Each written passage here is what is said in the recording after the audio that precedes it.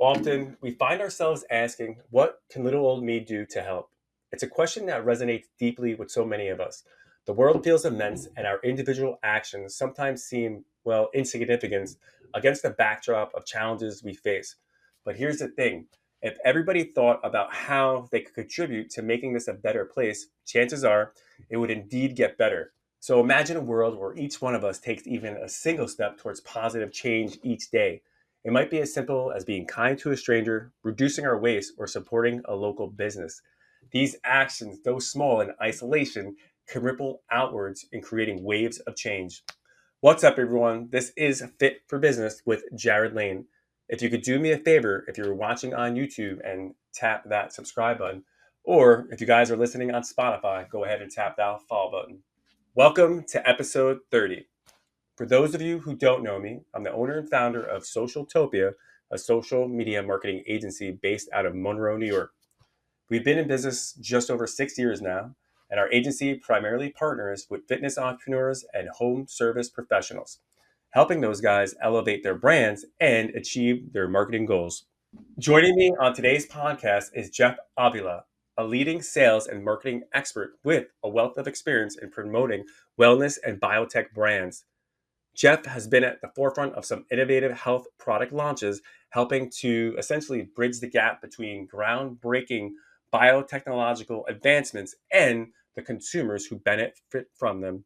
Jeff, welcome to the pod. Thanks for having me, Jarod. Great to be here.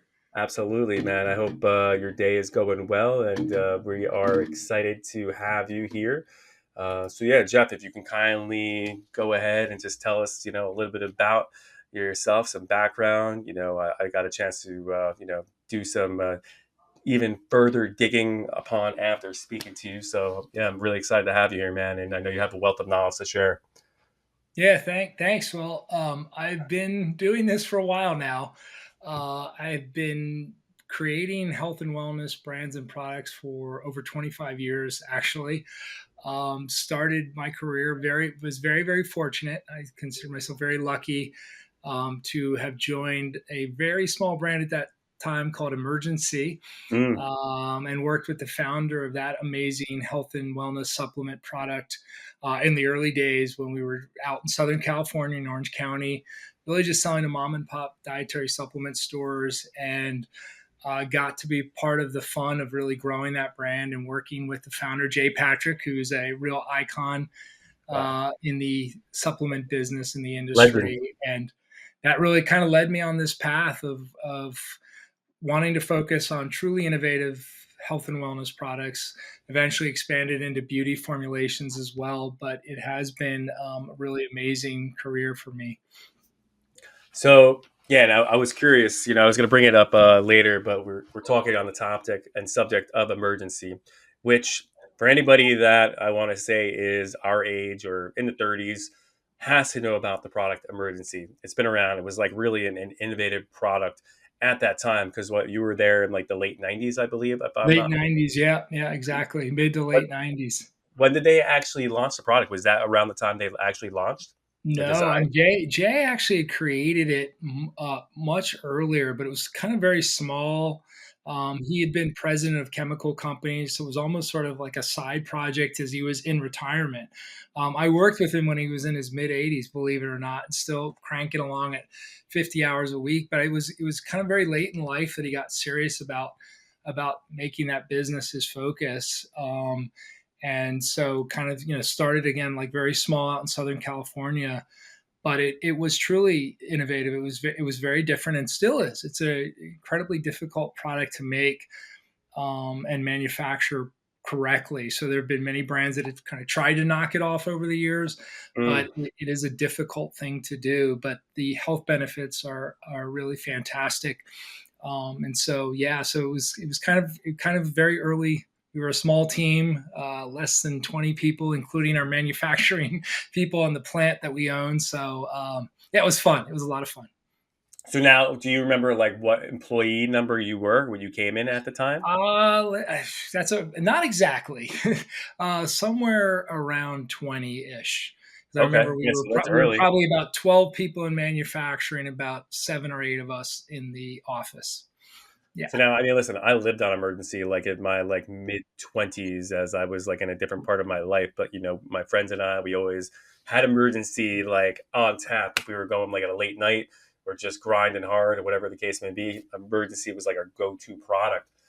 Can you tell us what was it like being around Jay and his team and just seeing this thing evolved back then? Because listen, fitness and wellness, it really has been around for the longest of times.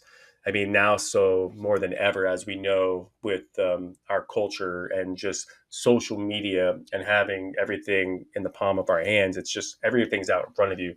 And I feel now more so than ever, like fitness is like, if you're not doing fitness, it's kind of like, oh, you're not like involved in the industry or doing something to that effect to better yourself.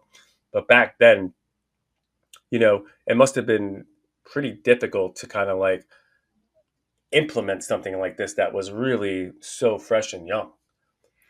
Yeah, yeah. I mean, it was. I mean, for me, I feel like it was a very exciting time for the health and wellness industry, and specifically supplements, Yeah, just because so many of the major retailers did not have built out the product selections and sets that they have today. So, sure. I mean, it felt very early stage in that Yeah, sense. So, kind of going in, I mean, I remember we sort of became darlings of the natural products industry. So, mom and pop supplement stores, even Whole Foods. I mean, we really had great traction there. But I remember we said, okay, we're going to go after the mass market, and we were like the nobodies there. And so I literally would have to go to these chain drugstore shows where you're trying to grab like the GNC buyer, the Walmart buyer, and pulling out like whatever tactic I could to like grab them and drag them over to see our selection. But I mean, it was kind of quickly growing as well. So we were starting to see Safeway and major grocery stores start to build out these whole health and wellness sections and expand their supplements. So it was kind of a great time, and the competition wasn't there like it is today. So it was just a really neat time and wonderful opportunity for us to kind of grab a significant part of that business. yeah, no, it's an amazing story, man. I want to pick your brain more about emergency. It's just it hits home for me at least. Um, so Jeff, I got like a bunch of questions that I'm really excited to speak with you and kind of like just pick your brain, for myself and just our listeners and viewers. So let's kind of flip it to like the entrepreneurial side of things. I'm really curious. Can you share like a pivotal moment, Jeff, from your entrepreneurial journey, like where that's like in the early stages where you might have faced some setbacks, and how did you about go about overcoming those? Yeah, let's see. So I'll maybe there's I mean, a few good examples. One might be being kind of very early in my career and young and facing sort of credibility issues with buyers. And I'll use the emergency example, where Jay Patrick, the founder, I very lucky that he put a lot of trust in me and started sending me out to go kind of on these calls and visits and trying to pitch major retailers. And I'll never forget going to CVS out in the up in your sort of neck of the woods in Rhode Island and meeting the supplement or health and wellness buyer at the time and kind of going into a meeting alone. And it was like a team of them waiting to meet emergency, and they were going to decide, whether they were bringing it on shelf. And I'll never forget the buyer like looking at me walk in the room, and she looked looked past me like, who else is with you? You're definitely not alone. And then I sat down and she said, are you the founder's grandson or something?" So I said, "No, I'm not." And just went into the meeting, and I think just because I was very young at that point and also green, I faced some of those challenges. I mean, that's something I think a lot of entrepreneurs probably face. Kind of getting started, which is the credibility piece when they're trying to bust into sort of whatever industry it is. And I think what really helped me was having a wonderful mentor. So I actively sought out a mentor who was just very seasoned at selling products into mass market retailers, and just overall kind of coached me on professionalism, how to approach it, and just gave me confidence. I mean, he really believed in me. He championed me with Jay and saying, let this guy do it. Let this guy kind of drive it. I know there's a risk because he hasn't done this before, but he's got sort of these inherent skill sets, and so I think that really helped me was having this incredible mentor guide me for a few years till I kind of got my legs under me and gained confidence. So that I think that was kind of pivotal for me and certainly set me up for the next post emergency when I left the company and went to a much bigger health and wellness company and was given significantly more responsibility that I might not have had the confidence to tackle without the help of someone who believed in me. Hmm. Right. So yeah, I mean it's amazing. Like at like such an early stage in the game, where you were, with emergency, and obviously Jay being your mentor, that you were able to gain those like basically natural ability and those resources. Not everybody doesn't get that, and you're fortunate enough at that, like I said, that stage of the game, and like being working with like a company that was like in the infancy stages at that point, Yeah. in that wellness space. So how did that meeting actually go with CVS Caremark? I don't know if they were Um, Caremark. you know, it went well in terms of the outcome, and we ended up launching at CVS, and so that went well. And sort of, I can't remember the number of doors, but it was a select number of doors in a test market. So I'm sure it wasn't my presentation that was the convincing factor. Probably had a lot more to do with the growth of the brand in the natural channel and the success we had at Whole Foods. So they were much more interested in the numbers than my probably very green presentation. But it was huge learning for me.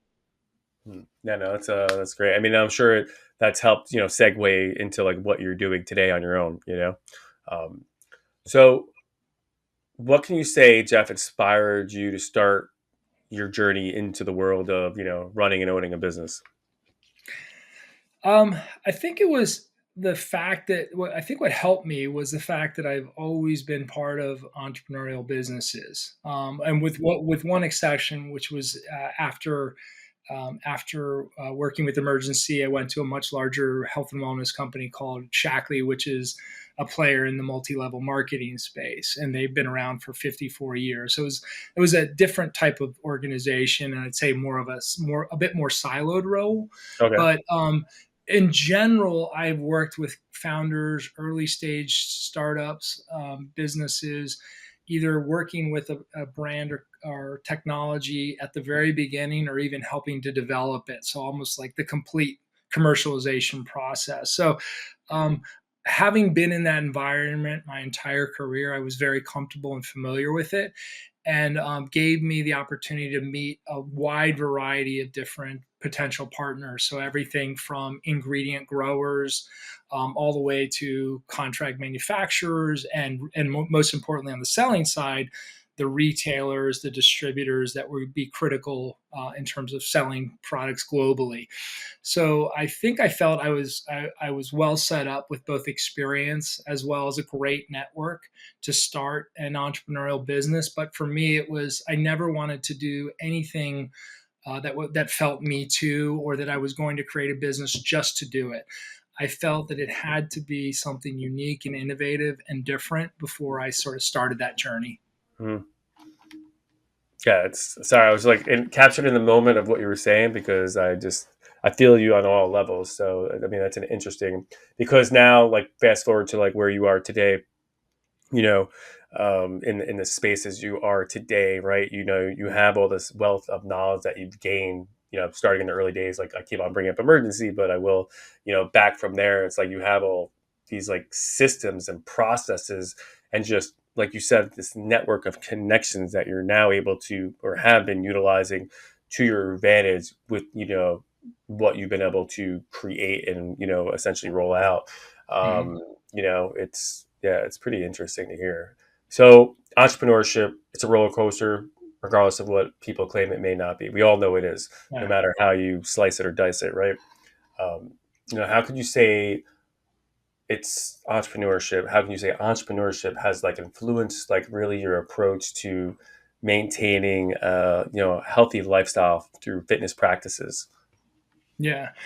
Yeah. So for me, and I'd mentioned this, but this is something that sometimes people say something to you and it just sticks with you for years, right? And it's Yeah, yeah, for you're good. them, for them, it was kind of like just an off the cuff remark, but for you, it like was really telling and impactful. And I'll never forget, probably 2 years after graduating college, a college friend of mine and I were sort of talking, and he was also kind of off on this ambitious path, but he said something to me, which was, he said, no matter how busy I'm going to get in my professional and personal life, I'm going to always make time for fitness and for working out. I'm never going to let the job or school, if I pursue additional schooling, I'm never going to let it get in the way of that entirely. It may to some degree, but I'm never going to allow it to force me to abandon a wellness regimen and working out. And so that was that, I think, whether he he realized it or not, like it was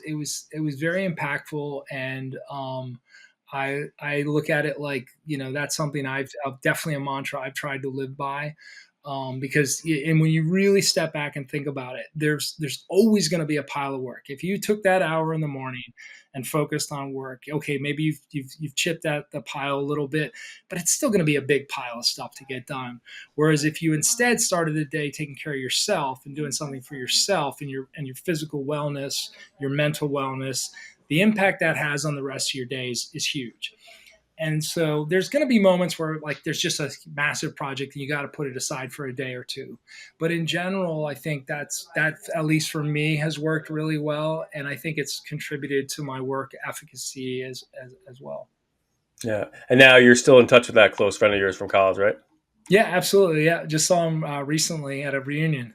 Oh, cool. Yeah, I'm sure you probably share that story many of times with them. Um, Yeah, yeah, so, absolutely.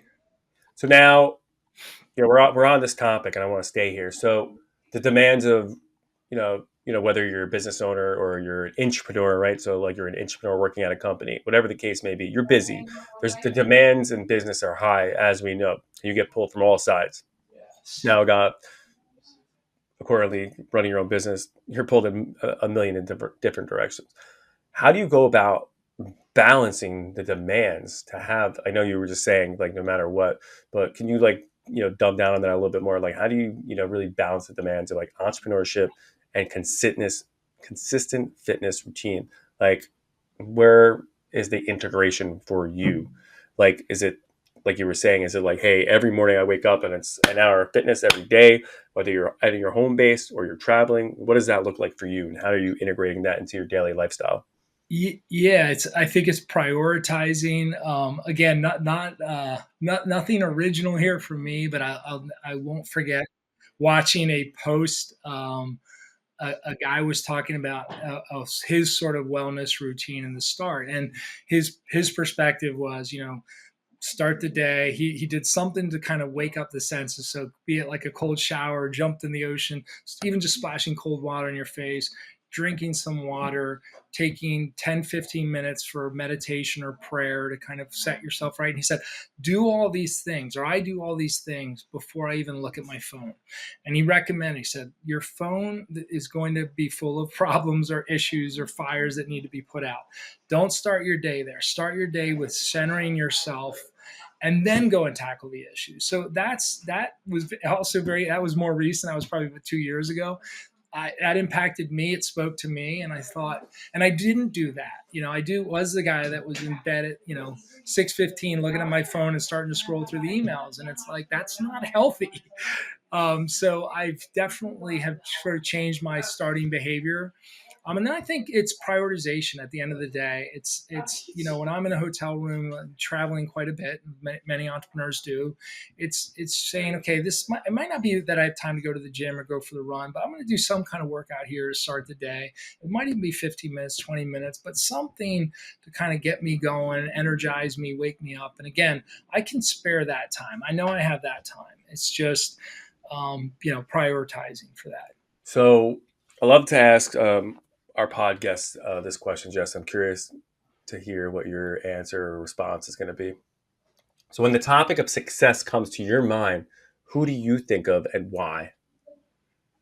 Um, That's a great question. For me, it's people that are quote unquote living their dream. I mean, doing the thing that they love to do, putting a lot of time and energy into it, and and are happy in their work. I mean, that's absolutely critical. So, I have felt very fortunate. I've often said about my own career that I sometimes can't believe people pay me to do this, because I love what I do. I love the work that's involved, and it's not to say that when you're running a business or you're an entrepreneur, there's a lot of things that are not fun. There's just the nuts and bolts. Might be that it might be the accounting of your business and getting your financials all in order, whatever it is that might not be the fun part of the job. But I overall love this industry and my business, and so I've never really viewed it like work. And so to me, that's a metric of success, is that you're wait. It's a to me Monday morning metric. Is waking when you wake up Monday morning. Are you excited about what you're going to go do? Or is it like you're dreading it Sunday night? And so I've always looked at it like, okay, I got a bunch of stuff coming up on Monday, but I'm not dreading it. I'm looking forward to that work. And so I don't know. To me, that's a like critical metric of success. And I think people that are really loving what they do, I think it shows. Hmm. Yeah, no, I fully agree with you. In your response, and that's a response. Threw me for a left turn here, and but I love it. I love your answer, and I think it kind of shows who you are just as a person. A lot of people kind of like steer in the other way. So, but I agree with what you're saying, and I know many of people that kind of graze, right? Sunday they live for the weekends, as they say, which is fine. Not everybody Mhm. needs to go out and start their own business per se, um, Right. or even be like an entrepreneur. Like you don't need to do that. And Mhm. I'm not somebody like, and maybe you agree or disagree, but I'm not somebody that will like say, hey, you need to, Jeff, you need to go start this business, because X. But you very well could be working for a Fortune 100, Fortune 500, or a small, medium sized company, and you can be just happy, excuse my friends, as a pig in shit, but that you love doing your job so much to your point that, it doesn't matter what the day of the week it is because you look forward to getting up and doing your best at what your job may be. Yeah. Um, Yeah. and I agree with you. And my father said this to me early on in life, and I used to look at him like, Dad, what are you talking about? But now we realize as we get older that how wise our parents are. As being a parent myself, Yeah. and I try to provide my children with knowledge, and they probably just roll their eyes and look the other way. But my father's like, Jared, when you get older, you just have to figure out what you want to do and be happy in life. Whether you're a garbage man or you're, an accountant or whatever the case may be, you just have to make sure you're doing what you're doing and you love what you're doing, and that's really what matters in life. Yeah. Yeah. 100%. I agree. So, being a marketer, what roles would you say that brand storytelling plays in your marketing efforts? And do you try to like intertwine like any personal experiences like from your entrepreneur journey when it comes to brand storytelling? So we are, especially in this health and beauty, whether you're selling supplements or skincare, we are storytellers. That is our job, and it's important we base it in fact, but we have to also do a good job of conveying the story, the source of where these things can, whether it be a technology, how it was created, how it was developed, what are the unique attributes. If it's something we grow, how are we growing it? How are we manufacturing it? Hmm. So at the end of the day, storytelling is absolutely critical in what we do. And finding that unique sort of compelling way to share it, because typically, especially in my world, whether it's emergency or what I'm doing today, we have a ton of clinical data, but consumers don't want to be overwhelmed with clinical data or all this information. So you have to find a way to succinctly and compelling tell it to them, and using some way that they're going to remember. And so I think like one great piece of advice is don't that I received is don't focus on telling them how you're better, we're better, we're better. Tell them how you're different. Tell them how you brought something new, and let them then conclude that you're better. So that to me, I felt was great advice, and always what I try and emphasize in our stories is how are we different, and just sitting down and thinking it through. And even if like what you initially come back with doesn't sound necessarily better, hone it, work it. But always think about, I got to be different. I got to bring something new, because otherwise they can go choose a whole bunch of other options. And it doesn't really matter what you sell or what category you're in. Um, and then, and sort of like bringing in the personal element, for me at least, in what I'm doing and what I'm creating, background and expertise really matter. And so for me, it was really about leveraging all of that experience.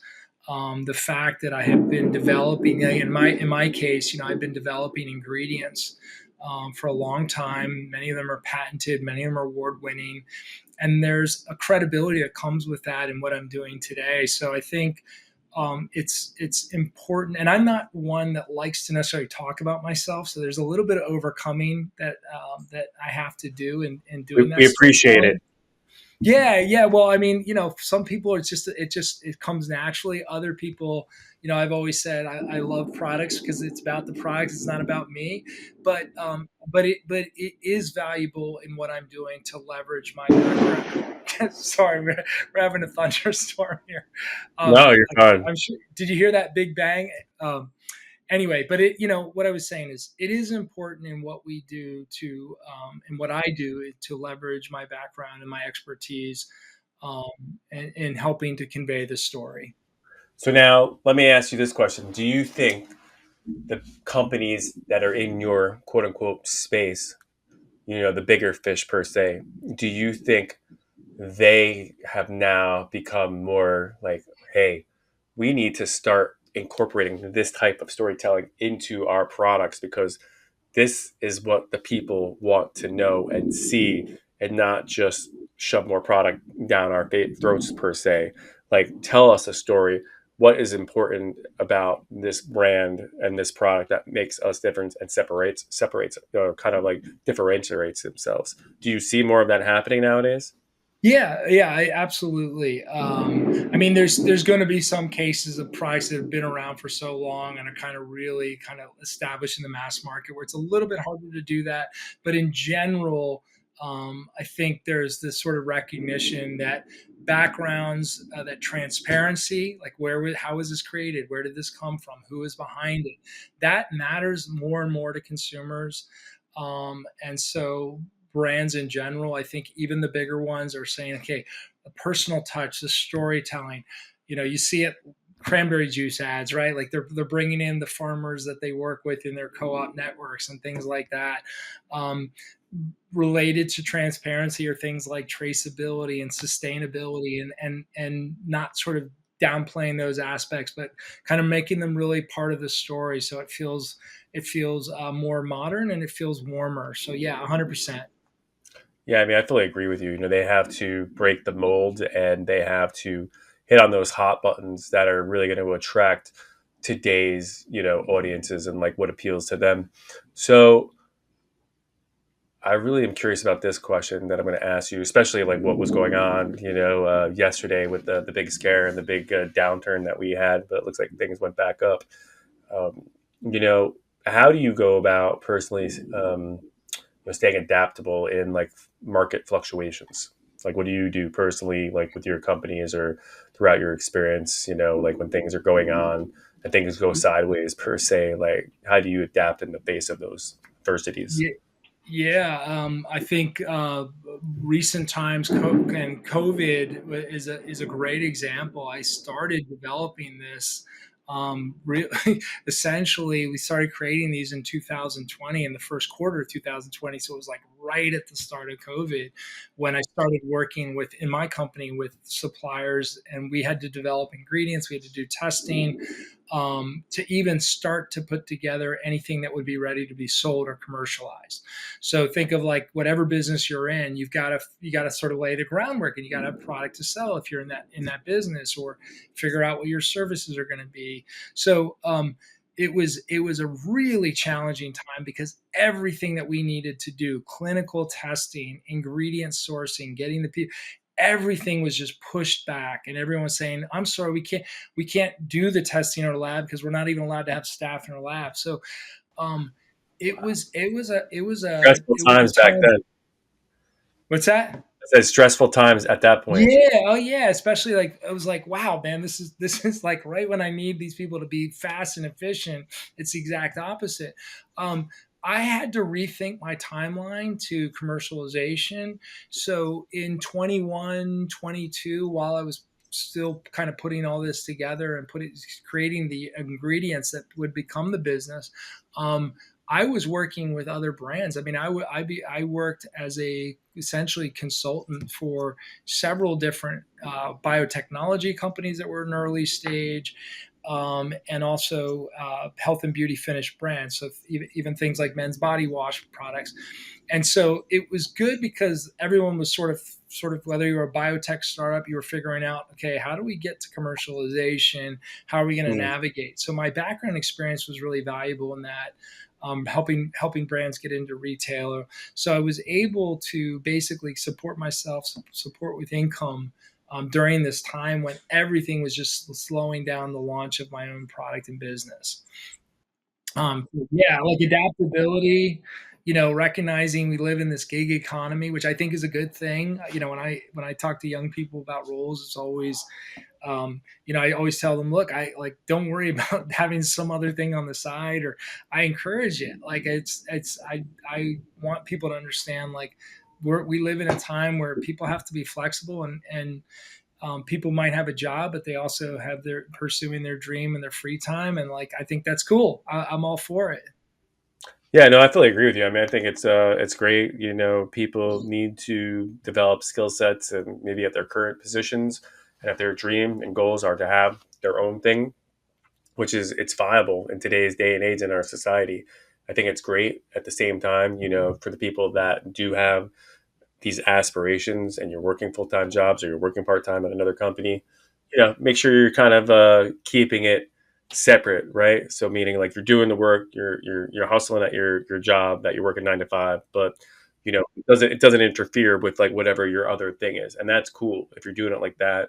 You know, keep breaking down doors and breaking down the barriers because you know essentially if you have something that you know in your gut can be something, you know, I agree with you. Keep at it. I'm all about that. Now, it doesn't mean like everybody should start their own company, and I'm not saying that, but at the same time, they shouldn't either, just because of what you see on social media. Uh, Right, right, right. Yeah, well, it's definitely not for everyone. I mean, I 100% agree with you, and I think people that are work within companies or within roles, established roles, not their own business, but they're happy. I mean, I think that's wonderful too. But for folks that are doing it, and it is a juggling act, right? Like as you said, like it's important when you're doing a job that you're focused on it, and then you've got to make time for something else if that's your dream. But you'll prioritize it if it matters. yeah, no, I agree with you. Right, like you know, there's the term that's been thrown around over the past 2 or 3 years, entrepreneur, not entrepreneur, entrepreneur, but like you know, an entrepreneur is like somebody that is like somebody's right or left hand, you know, person, man or woman, that is just hey, maybe they don't want to deal with having or running their own business and having to start from scratch, but they bring that same skill set, tenacity, and they are like, hey, like I want to have some type of stake in this company, and like I will give it my all, like as it was my own. And those are the people that are like the the go-getters too.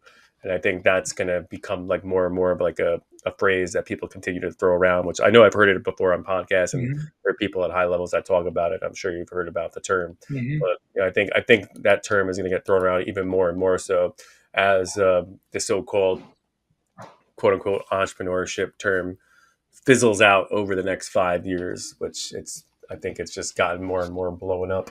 Um, so now let's talk about books. You know, I'm an avid reader these days. I'd say over the past 5 to 7 years, I've become more of an avid reader. I find myself reading daily, and I like to ask, you know, this question to our podcast guests: do you have a book that you have consumed more than once? If so, what is the book, and what about this book makes you drawn to it? Yeah. So the book it's called Zealot. It's by a academic. His name is Reza Aslan, and it's a biographical story about Jesus Christ. And I was initially drawn to it because he is a Muslim academic. So when he wrote the book, he got a lot of criticism by people sort of saying, "Well, he's not Christian. He's not going to sort of give the story of Jesus a fair shake." Now, I'm a Christian, but I always like people that are sort of. I'm always drawn to sort of outsiders that are doing something different. So I thought, well, I'm curious on his take, and it's called Zealot because he doesn't view Jesus as uh, in any way a deity or son of God or anything like that. He views him as a man, but he views him as a very inspirational man who had a powerful message and achieved great success. But the reason he calls it zealot is because at that time within the Jewish faith and community, there were this class of individuals that were deeply devoted to their faith, but also positioning themselves oftentimes as the Messiah, and they were incredibly committed to that. And this was not a message that went over well at the time with the sort of powers that be within the Jewish faith and community. So they were typically hunted down and executed. But he talks about the story of Jesus as really essentially coming out of this tradition of these zealots, and that Jesus was a zealot, but not in his view or in the way he wrote it. Was really just thinking of it purely from a historical perspective, not looking at all from a spiritual standpoint. But he also wrote it to talk about what the history books say about what Jesus did and said.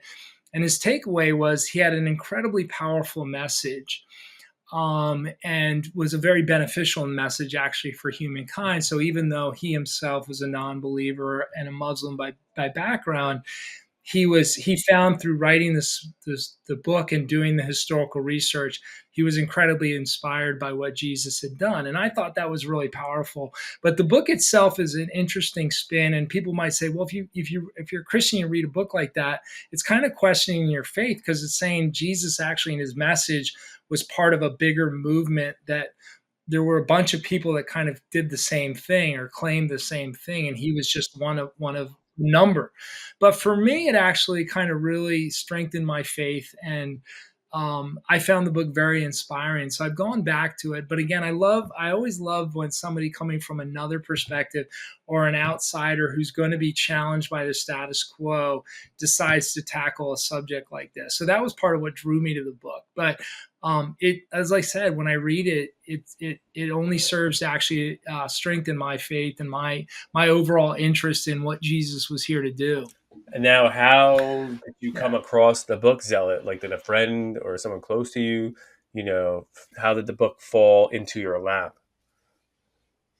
Yeah, I think it was, I can't remember what publication, but it was reading some random book review, and that happened to be the book that they were talking about. And it was when it first came out. And I thought, oh, that sounds really interesting. I want to hear this guy's perspective. Hmm.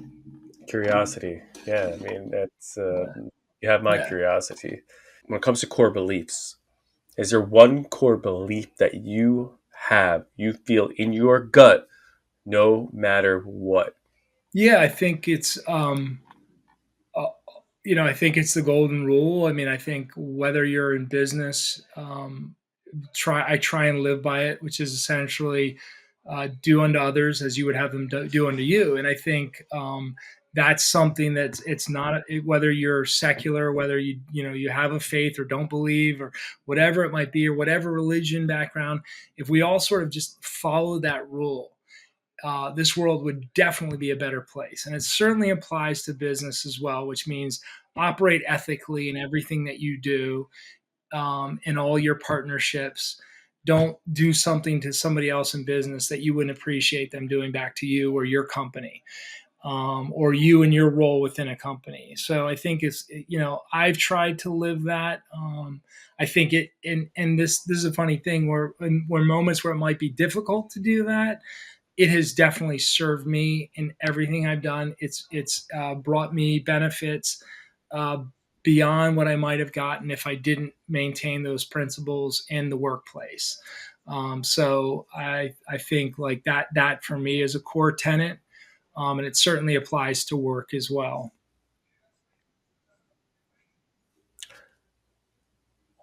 Yeah, I was gathering my wits to have my retort here. I think I fully agree with your message and your approach, and I can fully be on the same wavelength as what you just said. It hit me like a ton of bricks because as being a business owner and being in my background being in sales and marketing since like 2006, I can fully attest to those things happening to me as well. And I think it holds weight in gold, especially as like being a business owner, where there may have been times where you may have wanted to go east, but you decided to go west based off of your better instincts and your judgments, and maybe hopefully overall like my core values, within my company and my org, I should say. Because to your point, you should do to others how you want things done to you. And I think it does come Yeah, back yeah, tenfold. yeah. Absolutely. Yeah, I think a common example is when something goes wrong, and so I think what's common, and this is human nature, and I struggle with it too. It's like initially, it's like, okay, how can this not be my fault? How can this be somebody else's fault? But especially as a manager, if you're leading people, you the the power of saying, okay, whether it was somebody else's fault or not, as the manager, I'm gonna take it. I'm gonna take this one, and even if everybody else knows it's not really your fault, but you're gonna take ownership of it. The goodwill, right? The goodwill you get within that organization from the people you report to, as well as that person that maybe you protected, like that is huge, and it pays huge dividends to you by doing that. And I've seen that kind of consistently where, I'm not hesitant anymore to kind of shoulder that blame and say, look, I should have seen this. I should have done it. This is ultimately my fault, my responsibility. And again, it's not something that we inherently or like naturally want to do, but within the workplace, within business, taking that responsibility, like I said, it pays dividends. It always has for me. Yeah, I think I fully agree with what you're saying here, Jeff, because I too, you know, there comes a point in time, I think, with every, whether you're a small business owner, you're listening to this, you're an entrepreneur, whether you're an entrepreneur, you work for a company, a large company, small company, you're an employee, there comes that point in time where something will fall on your shoulders and you need to your point, that in that moment take ownership. Because if you're not able to take ownership, even when it's not your fault, rightfully so, it may not be your fault, but if you're a business owner, if you're a leader, things become your fault and you need to take that ownership. Number one, my gut tells me that you will be respected more than just from like the team members.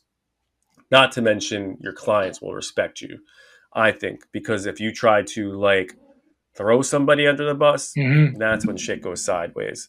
So, for people listening, please don't ever try to throw anybody under the bus. It should not be something you do ever, because that will make people think highly less of you, and people won't want to work for an organization or for a leader that throws people under the bus. You will lose talent like in a beat of an eye, and you will lose clients, which in Yeah, turn will, I yeah, think, you will right, lose revenue. right. That's my Yeah, thought process. But I agree. I think, to each their own. and it's again, I think if we all inherently don't want to take the heat on things, right? So it's a bit of, but I would Yeah. encourage anyone, like you said, anyone in the workplace, management, entrepreneurs that are, thinking of the importance of clients, is just sort of rethink it and try it. Don't be afraid to try it and see that the respect you gain, as you said, and the appreciation and trust that you'll get from your team, I think it's huge. Yeah. It's priceless. So I have a quote for you. How you do anything is how you do everything. Do you agree with this quote? If so, why? If not, Uh, why? it's a really tough one. I actually don't think I 100% agree, and the reason I don't, and this, it's a struggle, right? Because you know, typically you approach things. I think in general that's accurate, but I think there has to be some exceptions where you allow yourself in certain things to kind of relax a little bit. Everything you do, for me at least, doesn't have to be at the same level of intensity or care. And you know, I was thinking about that one because I saw it. I go, that's a real tough one for me because in so many ways I agree, but I feel like I feel like it's important for us to have priorities in our life. Otherwise, otherwise we're just like so overstressed, and so I don't know that I would approach everything with the same intensity of the things that really matter to me. I might be a little bit more relaxed, and I think that might allow that. That's something that I'm sort of learning, which is which is I think almost like a long term survival or wellness approach or tactic for me to say I can't approach everything with that same level of intensity. It's probably not good for my heart. It's not good for my stress level. So there might be certain ways where I relax a little bit and to say this isn't really at the end of the day as important to me as these other things. So, but it's that's a really tough one, Jared. I mean, that is. Yeah, no, I mean, listen, everybody to each their own, and there's definitely no right or wrong answer. When I asked that question on the podcast, I'm just curious to see like other people's opinions on that quote. So the quote I wrote, I read to you, which you may or may not already know, happens to be my favorite quote. It's like I tell everybody, and it's true. It's in my office. It's printed up. I've had it printed up the same piece of paper since I don't know 2015, 16 ish, even before I had my company. So that's my one of my favorite quotes. I have many. That stands out like a sore thumb. Do you have like any quotes that you kind of like maybe have like somewhere or like something that stuck out to you? Yeah, I mean, I think there's a few, but I think one that I like around sort of self reliance and dependency is the expression God helps those who help themselves. And it's you know it just sort of speaks to me in terms of it's totally fine to go and seek help, but um, you at the end of the day you got to take ownership of your challenges and your issues or your struggles or your problems. You have to be the one. You won't fix them until you own them and you acknowledge you have an issue or a challenge. No amount of advice or words or counsel or anything else is going to break through until you take control. And so that, to me, I think is like a great statement. I've often said it's the form of sort of spiritual. It's a spiritual quote that I would want on my gravestone if there was going to be a spiritual quote. But I just like it, and it's a good reminder for me when I feel like complaining about stuff is just like, okay, wait, take ownership of it, and figure out like what you're going to do to solve it instead of just kind of like wallowing in self-pity. So That's a fan. I mean, that is a fantastic quote. I think it's up there with one of the top ones that people have given back to me every week. I'm like kind of like my breath is taken away with the responses I get. So, I mean, thank you for sharing that quote. That really is a beautiful quote. For people that whether they're spiritual, they're non-spiritual, I think that holds water for either side. Um, yeah. but yeah, hey Jeff, we can't thank you so much for dropping by this week and sitting here on the pod. Yeah, we had some technical issues, but Mother Nature, she comes when Yeah. she wants and goes when she wants. Um, The pleasure's been all on my end. Thanks again, for being here. It's great having you. Thanks, Jared. Yeah, appreciate it. It's been fun. It's been a lot of fun. Enjoying the conversation.